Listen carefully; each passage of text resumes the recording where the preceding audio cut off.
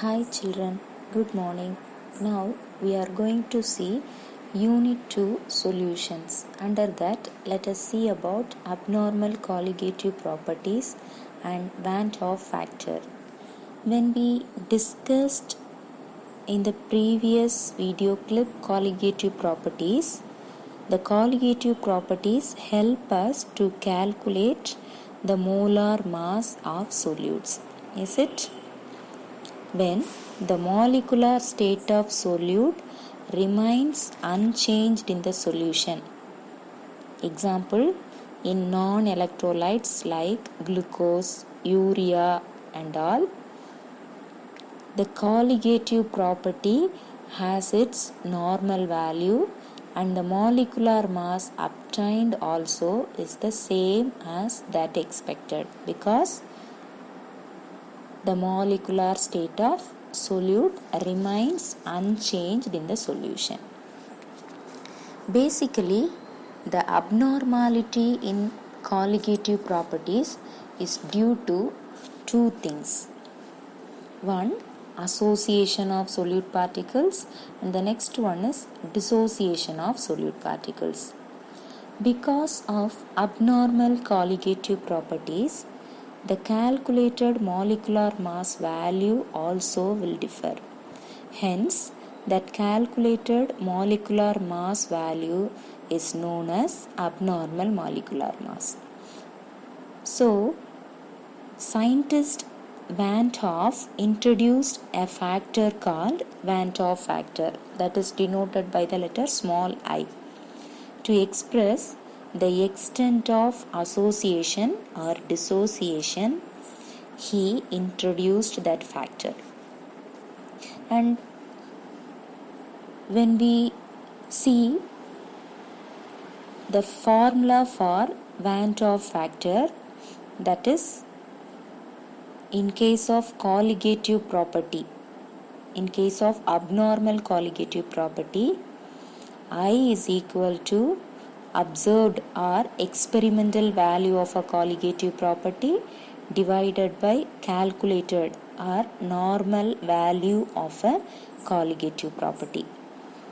Here experimental value means, yes, it is carried out in the lab and calculated and finding out experimentally. And when we see about normal value or calculated value, by the use of formula it is calculated.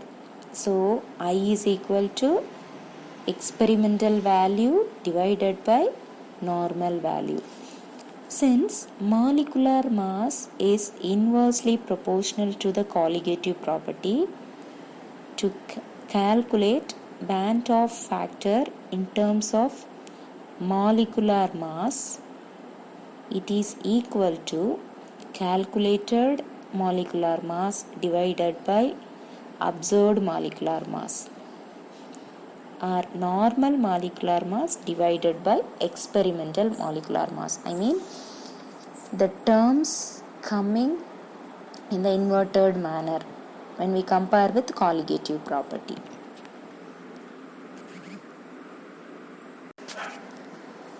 Based on number of particles, we can write Van 't Hoff factor formula as I is equal to number of particles present in the solution divided by normal number of particles.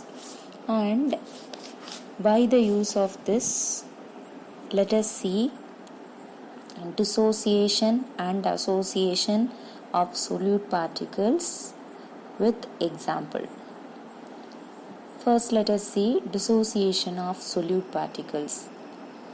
When we consider sodium chloride in water, when we mix sodium chloride in water, sodium chloride NaCl is dissociated into Na plus and Cl minus ion.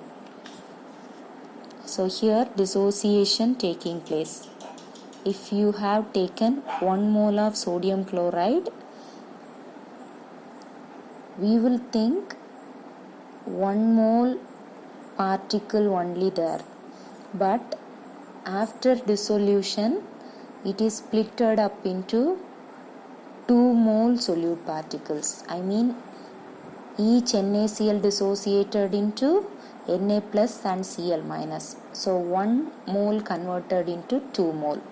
So when we apply the values in formula, I is equal to 2 by 1.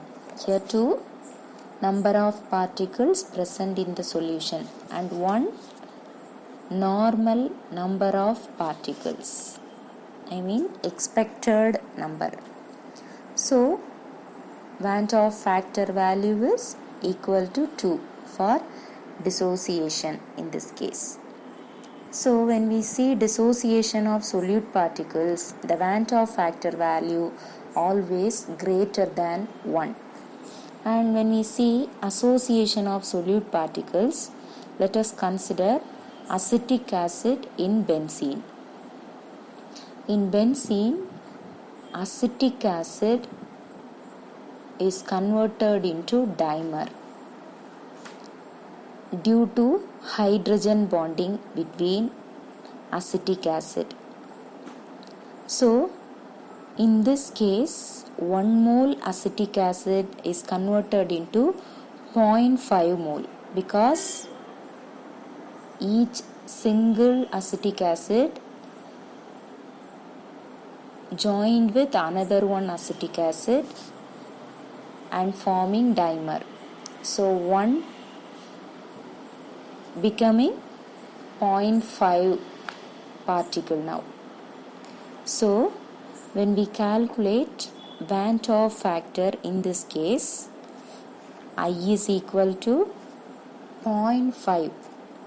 That means number of particles present in the solution is 0.5 divided by 1.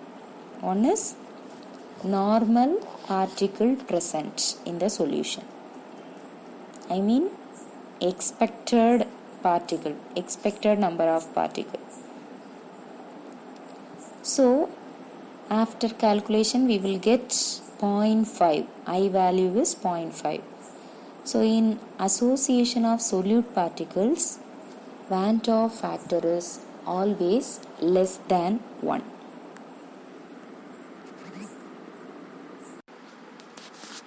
Next, let us see how to calculate extent of dissociation and association of a solute in solution. Van 't Hoff factor enables us to calculate the extent to which a solute dissociates or associates in the solution. The extent of dissociation is calculated in terms of degree of dissociation, while that of association in terms of degree of association. Let us see degree of dissociation now. When we see about degree of dissociation, fraction of the total number of moles of solute which undergoes dissociation in the solution is known as degree of dissociation. When we see the formula, alpha is equal to I minus 1 divided by n minus 1. You know, I is always greater than 1 in case of dissociation. So in this case, I minus 1 divided by n minus 1. And here n is nothing but number of ions formed after dissociation. And when we see about degree of association, it is fraction of the total number of moles of solute which undergoes association in the solution. And when we see the formula for that, alpha is equal to n into 1 minus I divided by n minus 1. You know, in case of association, Van 't Hoff factor always less than 1. That's why here 1 minus I. And here n value is nothing but number of molecules associating. Number of molecules associating. And by including the Van 't Hoff factor, the equations for colligative properties modified as for relative lowering of vapor pressure, delta P by P0 is equal to I into chi solute. With mole fraction term in the right hand side, Van 't Hoff factor is added here. And second, boiling point elevation, on that delta TB is equal to I into KB into small letter m. And for the third case, freezing point depression, delta TF is equal to I into KF into small m. And for the fourth one, osmotic pressure, pi is equal to I into capital M into capital R into T. So for abnormal colligative properties also, by the use of Van 't Hoff factor, we can calculate the correct value. Thank you.